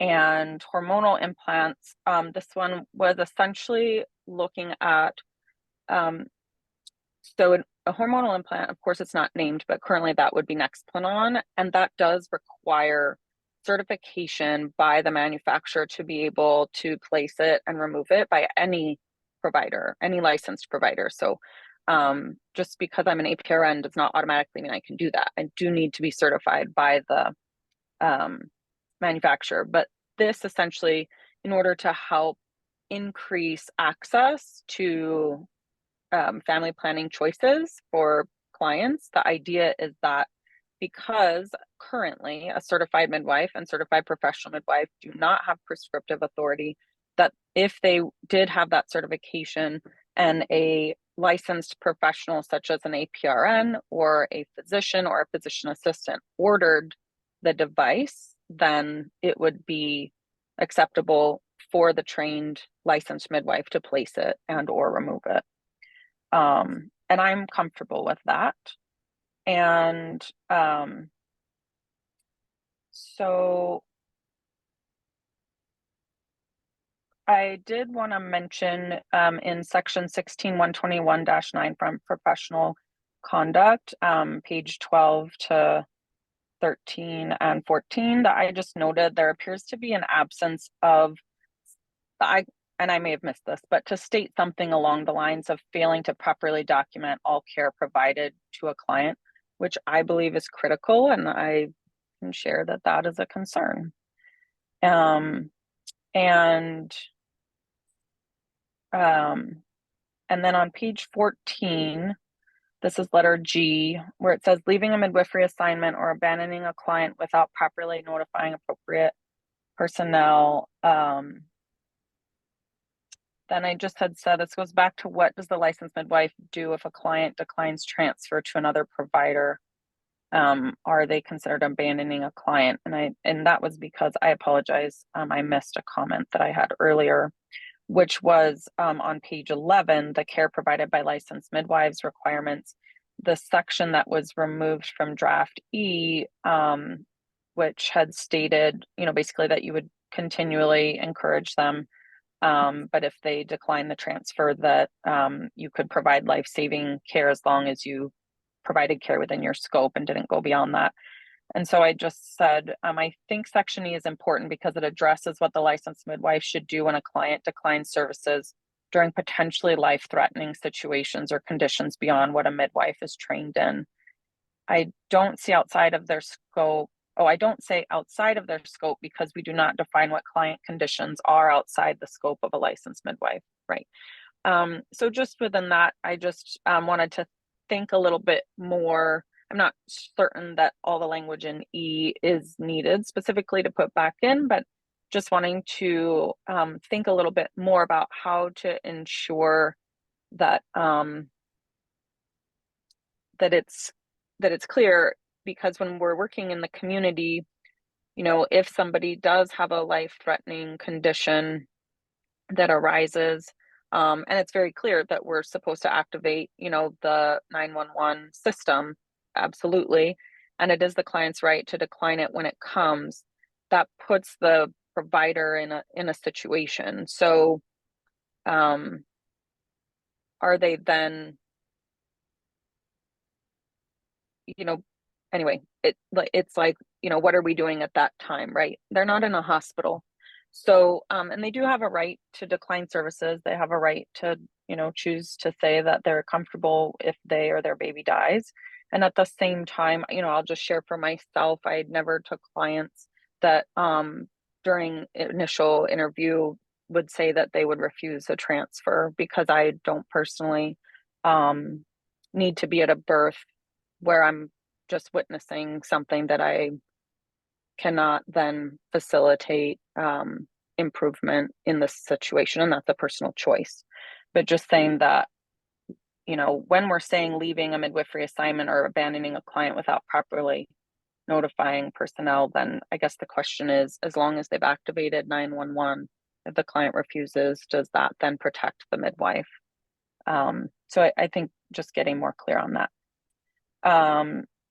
Those are my main comments, and I will just go back to, I have one last thing to share, which is I do recognize what Sherry was saying, which is that we can only work with what the statute affords us. And that doesn't include full scope midwifery, which we've known since it was enacted in law, because it very much limits certified midwives and is unclear for certain things for certified professional midwives.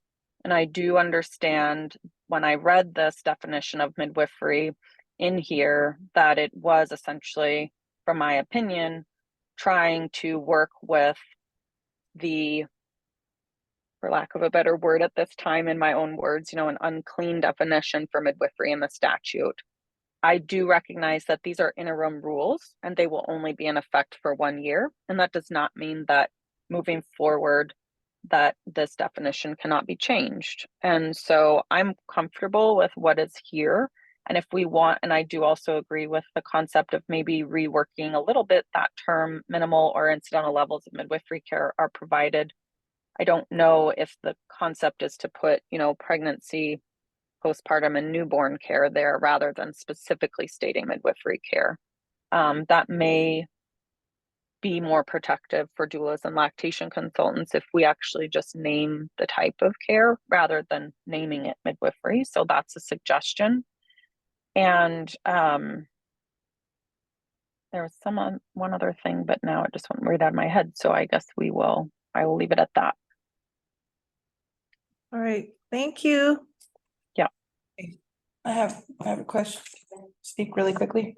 Very quickly. Hormonal implants include hormonal IUDs.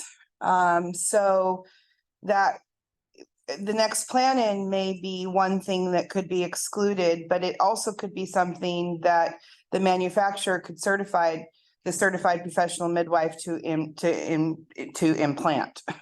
But IUDs come in both non-hormonal and hormonal forms. They are considered an implant, a hormonal implant. And so I do believe that that should still fall under the CPM. And I also, back to the what Leah was saying about the in letter G, leaving a midwifery assignment, abandoning a client without properly notifying appropriate personnel.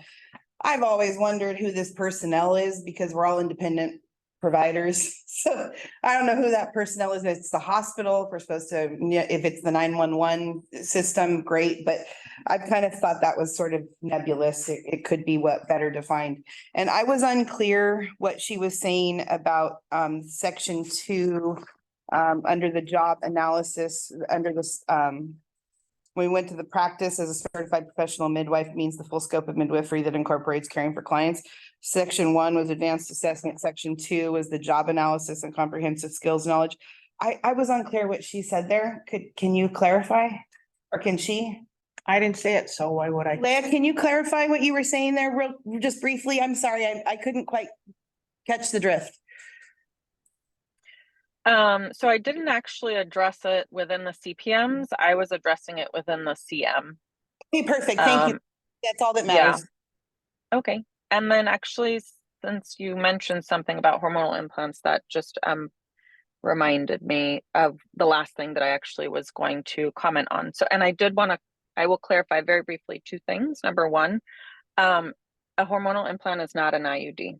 So an intrauterine device is not an implant. An implant specifically is talking about something that we're placing in their arm. It's a different language when we're talking about IUDs. Also, I wanted to clarify because you'd commented about expedited partner therapy. That actually is a very defined term and practice, and that is us prescribing medication to a partner when we're talking about someone that has STDs. So I just wanted to clarify that's what that was. But my comment was around Rachel's recommendations for adding additional medications to this section 16.121.8. And so my summary is that I don't actually recommend in general specifically labeling names of medications. I understand nitrous oxide is here, but at the same time, for other medications that Rachel is suggesting, I instead recommend that we discuss classes of medication if we're looking at that, because otherwise the admin rules need to be changed over time as medications update, especially with things that may have resistance, etc.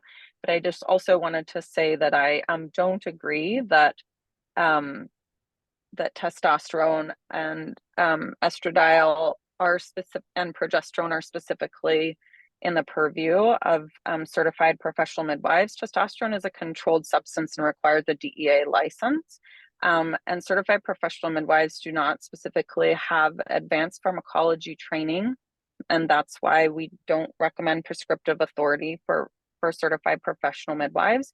And progesterone is not in general recommended for use during pregnancy with people with history of preterm births. That has definitely actually inclusive of some of those forms being pulled off the shelves through FDA. So I do just want to state that do not agree with those recommendations, but I do agree with discussing further any potential classes that, in my understanding, specifically can be purchased by the midwife and administered by the midwife. So the difference in prescriptive authority is that you are essentially prescribing a medication for a person to be self-administering at home or elsewhere that you are not managing.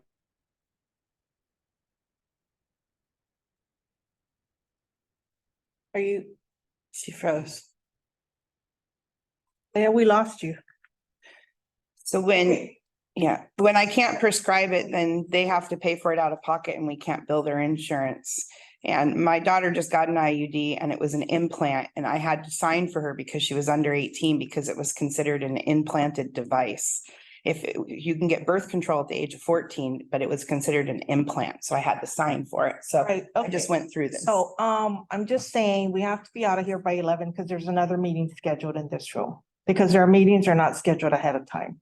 So we just have to find an available meeting room every time we schedule a meeting.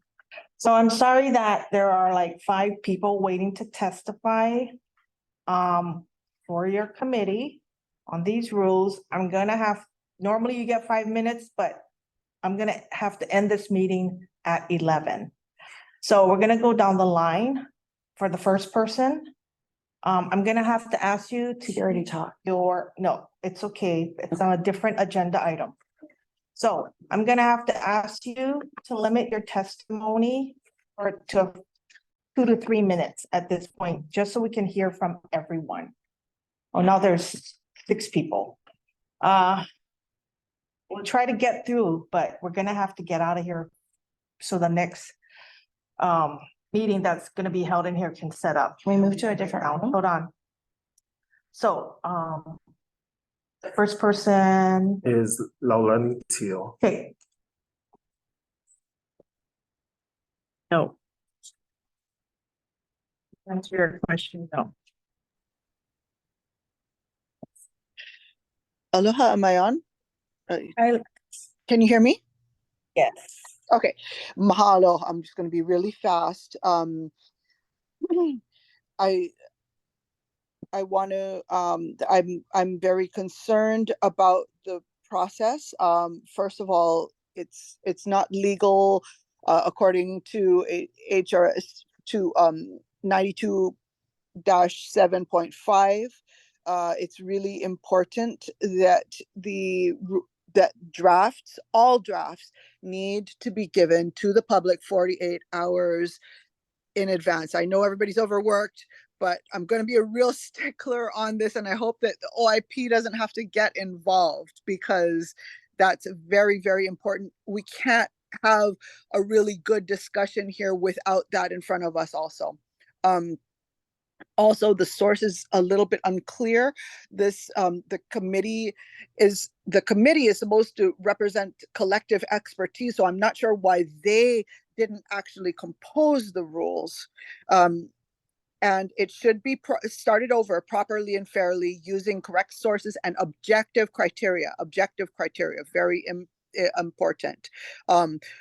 Some of the references I felt were incorrect, especially because nurse midwives keep being mentioned, rules according to CNMs, and I'm not sure why that keeps coming up, because we're talking about CPMs, which is an entirely different practice. So the rules themselves are not okay. They're overly restrictive, oppressive, dangerous, and unnecessary, and they confer an enormous administrative burden in their enforcement, especially as there is bound to be conflict. Someone could really be harmed by trying to comply with these rules, and that in turn confers liability onto this body and others. There really needs to be outside legal review of these rules, especially in light of the recent lawsuit, Kaho'ohanohano versus State of Hawaii, that was filed last week. It's clear that 457-J as a whole is not in compliance with state law, that state laws are disagreeing with each other. And so this really needs to be vetted by outside legal review to ensure that this body is not subject to liability or shame. Alani, I'm going to have to cut you off. I'm so sorry. Okay, sorry. let me just say that there's historic context here, and that is important too, that increasingly strict rules are the way that midwives were erased with the first licensure program in 1931, and that they literally regulated midwives out of existence by increasingly strict rules. And I have a lot more to say, but we can discuss better if those things are simply distributed to us. Mahalo. Thank you. Next, let's go. Just put them on already. All those people that raise their hands so I can call them in order. Okay, Rebecca. Aloha. Is my audio okay? I want to make sure before I start. Yes. Okay, thank you for your acknowledgement. I'll keep this brief. My name is Rebecca Botello. I'm alone in a non-public place other than my children in the other room, homeschooling, and I'm aware that the meeting is being recorded, and I've been on from the beginning. I've been largely a part of this defense of midwifery issue since 2019. I'm a 24-year veteran doula. I'm a childbirth educator, and I teach up to 400 people per year for free for the last 20 years in our community, just how to have better birth wherever they choose to be. I'm a pastor, and while I've rarely discussed any religious rights, I want to at least state for the record here today that midwifery is a part of people's faith. It's a part of my faith, and the DCCA, the governor, the attorney general's office, legislators, I feel would be wise to address the targeting of religious freedoms by addressing HRS 45J and maybe even to put a moratorium on the statute until the law can be amended. I also recognize that all the discussion today has been on draft 4. And as Laulani stated, because the public did not have the ability to review draft 4 at least 48 hours prior to the committee meeting hearing, I was just wondering if the discussion of everything on draft 4 is a violation of the Sunshine Law. I'll just keep on going. That was a question that I had and doesn't need to be answered now, but it can be written down for the record. I'm also aware that there's a lawsuit in regards to the midwifery restriction law, HRS 457J, that was filed on February 27th. And if the DCCA is under the auspices of the governor's office, which is my understanding, I'm asking, will the DCCA and this committee be advocating with the governor's office to issue a moratorium until the lawsuit is settled? And finally, I was a person at the town hall meeting asking questions of Speaker Psyche personally. And if I'm understanding what Ms. Sherry Wong said correctly, and I'll close with this, that the letter that Speaker Psyche was referencing isn't formal. So I guess I don't understand what a formal letter is. And I do have a video clip from that town hall meeting with Representative Psyche saying that that the letter was just a letter. It was just an opinion. It didn't have the force of law. So as a person who's, largely out of politics, but I'm in the public, and someone says, well, what does that mean to us as the public? What does that mean to me as a doula, as a childbirth educator, as a pastor, as an auntie? What can I do? What can I not do? It seemed like the Attorney General's letter was pretty clear in the legalities and illegalities and their interpretation of HRS 457J. So I thought that the Attorney General's letter was to clarify the law, and I end here. But I'm sorry. Yeah. No, that's fine. Nope. Okay, Okay. this person, let's go. Tara, you're next. Hi, can everyone hear me? Yes. Is this Tara. Hey, my name is Tara Campejos. I'm a Hawaii State licensed midwife, meaning I am one of the people whose practices is being defined by this scope of practice. You can't hear me? Yes, go ahead. Okay, so I have a couple of questions. I don't expect them to be answered because of our limited time. The first question was, Ms. Sherry Wong said that HRS 457J defined our scope, but I'm fairly certain that actually it was stated very clearly in that law that it is this board that defines our scope. So that was confusing to me. I'm depending on you folks to define our scope. And that leads to my second question, which is, the writing that has been done, so the midwifery definition that was discussed today is a sign of the kind of writing that has been used in this the entire time.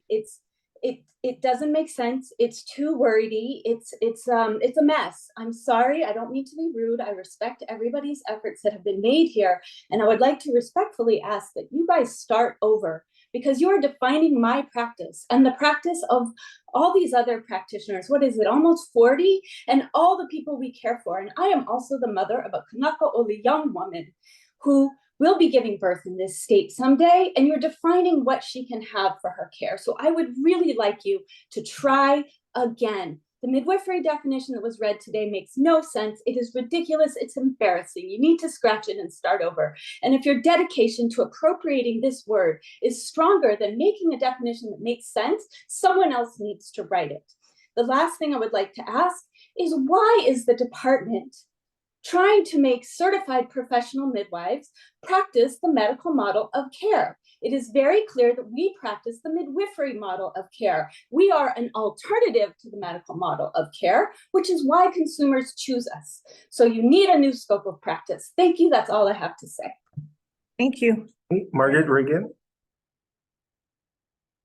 Is she the last one, or how many? Aloha, thank you for this opportunity to speak. I am also a licensed midwife that is impacted by these regulations. I've been involved in conversations regarding how to address limitations of Act 33 through implementation of helpful regulations with your advisory board. There are four aspects that I want to address.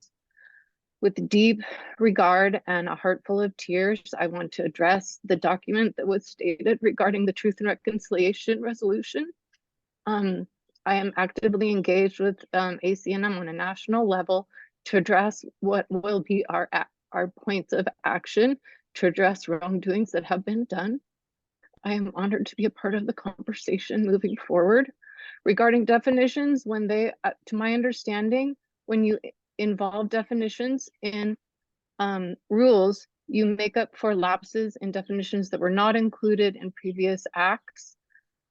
There are a number of terms that have not been defined that are being used. I have presented them to the advisory board for consideration for inclusion. One of the biggest terms in conversation here was midwifery, which has already been defined in Act 32.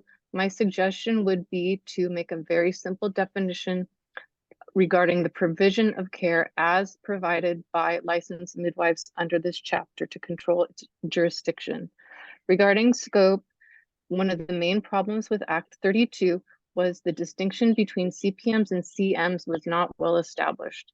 In the current draft, this again continues. I suggest a subchapter for CMs and CPMs that draws clear distinctions between the two. And finally, I would like an ability to participate in the conversation of the audit in this final year before this act sunsets, to discuss the impact of 32 on the CM credential. Currently, I am the only CM licensed in Hawaii in comparison to 36 CPMs. The reason for this is CMs are not an employable credential by hospitals or clinics. I am currently involved in starting a private practice in order for my ability to practice within the limited scope. Thank you for this time. Thank you, Margaret. Okay, Laura Ocasio.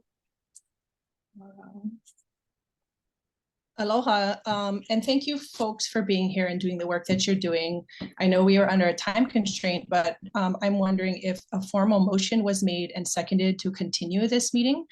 I understand as the was said that we need to finish and go on, but I understand that under formal meeting law for Sunshine, it would be continued to another date. And I also am very concerned that this committee is discussing what the legislature is abdicating and not addressing this over the past several years, as was intended in the original act. Draft 4 was not publicly noticed as according to the Sunshine Law, Chapter 92. Very concerning. That's another reason for this needing to be either nullified or redone or extended. As a doula and someone who attends birth myself, HRS, my understanding is from the AG's opinion letter that this criminalizes me from attending births, and that the MAC is discussing something here to make HAR rules that cannot supersede HRS 457J, which the AG has already written that violates, that I would be criminalized and others also would be criminalized. I would also like to have inserted into the comments and the record that Governor Green has just released an executive order number 2401. And I would like to know if DCCA, the director and or this committee is following that executive order. And I will spare you from reading the entire thing. However, I think the document itself should be put into the meeting records. I will just go right to the therefore. Josh Green, Governor of the State of Hawaii, pursuant to my authority under the Constitution and laws of the State of Hawaii, including but not limited to Article 5, Section 1 of the Hawaii Constitution and Sections 27-62 and 27-63 Hawaii Revised Statutes, do hereby declare that all executive state departments collectively move toward becoming a trauma-informed state, and do hereby order the following. And there are, many orders that departments need to be following. Again, I will spare that language here, but it should be inserted because I am concerned that a lot of the discussion is outside of that and needs to be brought in line with current governor's executive order around trauma-informed state. Lastly, I do understand, and the AG is here, so perhaps could address this issue in trying to cool the temperature of the discussion. This is, again, what the legislature has been abdicating and folks have been trying to do for many years, is have this really respectful and robust conversation around the definitions that are quite entangled and very intricate and intimate, for that matter, based on the fact that we're talking about birth and people's choices. So does the DCCA, this is for the Attorney General, and this particular committee, midwifery, does it have the purview to even be discussing HRS, what is defined currently and is superseded in HRS? And lastly, I would just like to close with the fact that we do have a current legislative measure that is in committee in finance at the moment, HB 955, that would properly deal with this discussion. Thank you so much. Thank you. And Kiana Rowley. Yes. Hello, committee members. Thank you for hearing my testimony. I have a couple points. First, I'm testifying as a community member today. The extreme time restrictions of this meeting, given 2 hours for the importance of the decision that's being made.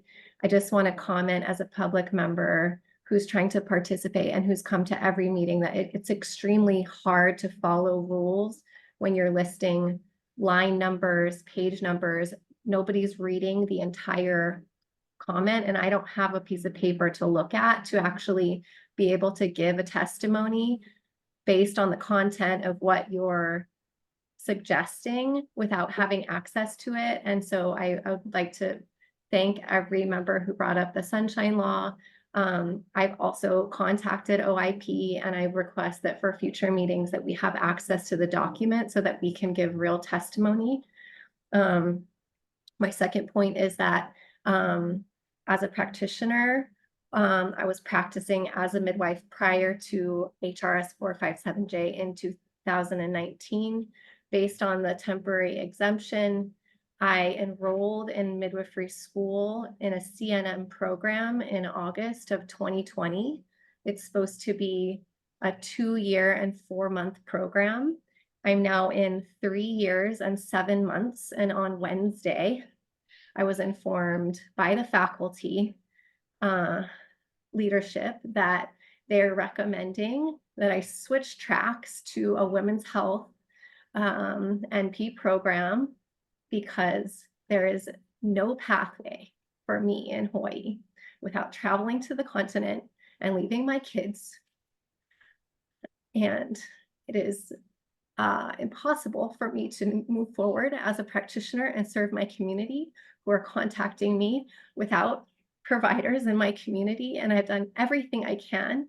And I would request that this board ask for a moratorium to protect me and my sister midwives who are doing everything we can to comply with the law without pathways. Thank you for your time. And this is not enough time. We're not being given the information that we need to participate in the program and in the process. Thank you. Thank you. Anyone else? Okay, we have to get out of this room. I'm sorry. I'd like to make a motion that we continue this meeting. We don't need a motion for that. Okay, We are gonna continue this meeting. like soon. Because this is the midwives meeting. I don't know when I can get out another draft with all the comments. I have no idea what we're gonna review at the next meeting, honestly. Can't we just? Yeah, I think, are you asking to move to another room or location right now? I cannot. We Okay. don't have any other rooms available. Everybody, because we schedule our meetings just like a month in advance right now. Right, I right. don't have a set schedule. Okay. I'll be So- here Friday and Monday next week. Yeah. We have to follow an agenda, so that's not gonna happen. Okay, and we need to give everybody notice. And I'm not gonna have a document ready for you guys to review. We can go over the same. We just need to pick. Wait, draft 3 and draft 4. I'll disseminate that if I have to. So let me just explain, instead of just starting from scratch, for those who are listening, who testified, didn't get a copy in advance. Technically, these are interim rules. Like Leah Minton said, they go into effect. Once they get approved by this committee, we hold one public hearing, at which time we will take public comment. This is a working draft. Anyone who wants a copy of what is distributed to the members of this committee, we're not a board, can do so and request it, okay? So perhaps prior to the next meeting, if you want a copy, you will email the board. I email the committee, email the midwives program, basically, which is on our website. And I can't post it because it's still a draft, a working draft. This has not been, we're still vetting it, right? There's still discussion. So I don't know when the next meeting can be scheduled. We're gonna try for a month. If we can get all of this done in a month. What exact, I mean, what has to be done? Can't we just like pick up where we are? We just need to get the minutes. Can't we just extend this? meeting? Well, you're gonna continue your discussion because I didn't hear anything finalizing. Right, so Can't we, wait, so like we've always continued discussion of the drafts. That's all it's gonna be. I also want to follow up. They're asking the committee to ask for a I moratorium. understand. So how do we follow up with the director to have that conversation? I have that information. I will follow up with the director. Okay, got it. Okay? This meeting is adjourned.